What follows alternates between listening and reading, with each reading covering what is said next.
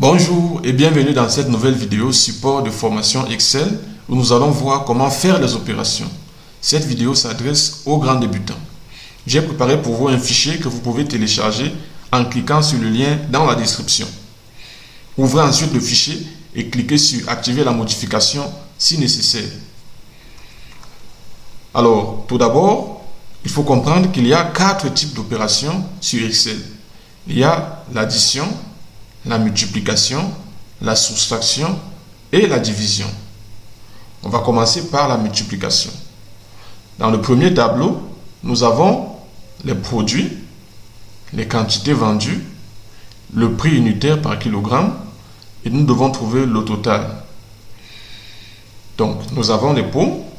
On a produit 200 kg de pommes et on nous dit que 1 kg de pommes, ça coûte 1500 francs CFA. Et nous ici, nous devons donner le total. Donc le total, c'est 200 multiplié par 1500.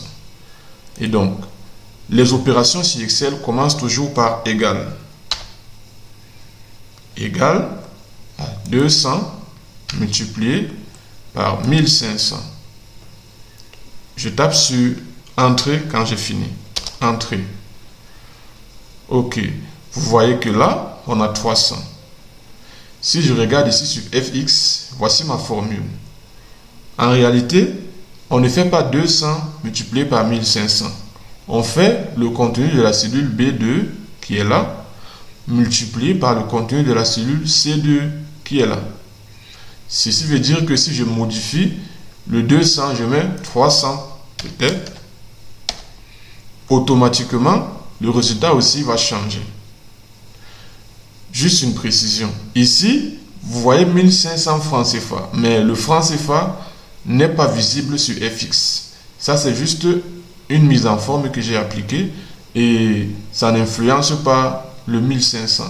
Donc, quand Excel prend le contenu de cette cellule, il considère que c'est 1500, comme on peut voir ici dans FX.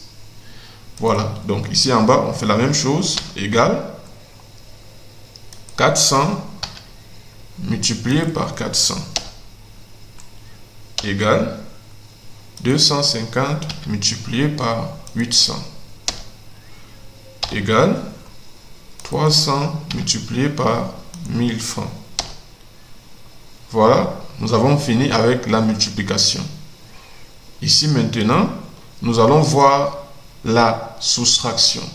Nous avons dans un tableau toujours les mêmes produits, les quantités produites et les quantités perdues pendant la récolte. Nous devons donner la quantité qui reste. Donc, nous allons faire la soustraction qui sera ceci moins ceci.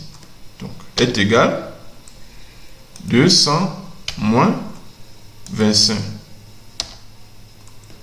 est égal 400 moins 40 est égal 250 moins 21 est égal 300 moins 28. Voilà, nous avons fini avec l'addition. On va cette fois-ci voir la division. Dans un autre tableau, nous avons les références de produits, toujours les pommes, les tomates, les choux, les carottes. Les quantités vendues en 2021, les quantités sont en kilogrammes. Donc, on nous dit qu'en 2021, nous avons vendu 45 000 kg de pommes, 50 000 kg de tomates, 30 000 kg de choux, 25 000 kg de carottes. Comme j'ai un peu du mal à lire, je vais appliquer une mise en forme qui me permet de séparer les milliers. Voilà, donc là, c'est plus lisible. Ici, nous devons trouver la quantité moyenne par mois.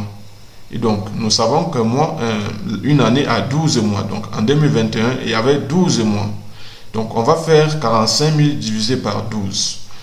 Voilà, donc, je commence toujours par est égal 45 000 divisé, comme je n'ai pas mon 12 quelque part dans une cellule, donc j'écris directement 12. Est égal 50 000 divisé par 12. Est égal 30 000 divisé par 12 est égal 25 000 divisé par 12 On a fini avec la division. Cette fois-ci, on va passer à l'addition. On nous dit qu'on a les effectifs. Et ici, on a les noms des classes. La classe de 6e a 25 élèves, la classe de 5e a 67 élèves, la classe de 4e a 31 élèves et la classe de 3e a 28 élèves. Nous voulons savoir le total d'élèves dans toutes les classes. Donc, c'est l'addition. Ça, plus ça, plus ça, plus ça. Donc, on écrit est égal 25 plus 67 plus 31 plus 28. Je valide. Nous allons maintenant passer à une application de tout ce qu'on a vu. Dans ce tableau, nous avons les références, les quantités produites en kilogrammes, les quantités perdues en kilogrammes, quantités qu'on a perdues lors de la récolte, le prix unitaire. Nous voulons savoir le gain. Donc, nous avons 200 kg de pommes, 25 kg qui ont été perdus, et le kilogramme de pommes, c'est 1500. Donc, la formule, c'est 200 moins 25 multiplié par 1500. Donc, est égal 200 moins 25 multiplié par 1500. Je n'écris pas 1500, pardon. Il faut que je sélectionne. Voilà. Je remarque que le résultat est négatif, c'est tout à fait normal. Excel, quand nous revenons sur fx, on peut voir notre formule. Excel a compris qu'il doit faire B30 moins C30 multiplié par D30. Une chose que vous devez savoir avec les opérations, la multiplication et la division sont toujours prioritaires. C'est-à-dire que Excel, quand il rencontre la multiplication ou la division dans une série d'opérations, il commence par faire la multiplication ou la division. Donc, ici, Excel ne commence pas par faire B30 moins C30, mais d'abord C30 multiplié par D30. Donc, en réalité, Excel fait d'abord 25 multiplié par 1500. Quand il a un résultat, il fait maintenant 200 moins le résultat qu'il a obtenu. Nous, ce n'est pas le résultat que nous voulons avoir. Pour faire comprendre à Excel qu'on doit commencer par faire cette soustraction, on utilise tout simplement des parenthèses. Donc, je vais ici mettre des parenthèses entre B30 moins C30. Comme ça, Excel fera d'abord cette partie de l'opération.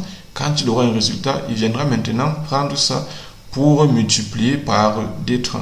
Je valide. Égal, entre parenthèses, 400 moins 40, je ferme la parenthèse, multiplié par 400. Égal, 250, d'abord parenthèse, donc 250 moins 21, je ferme la parenthèse, multiplié par 800. Égal, j'ouvre la parenthèse, 300 moins 28, je ferme la parenthèse, multiplié par 600. Je valide.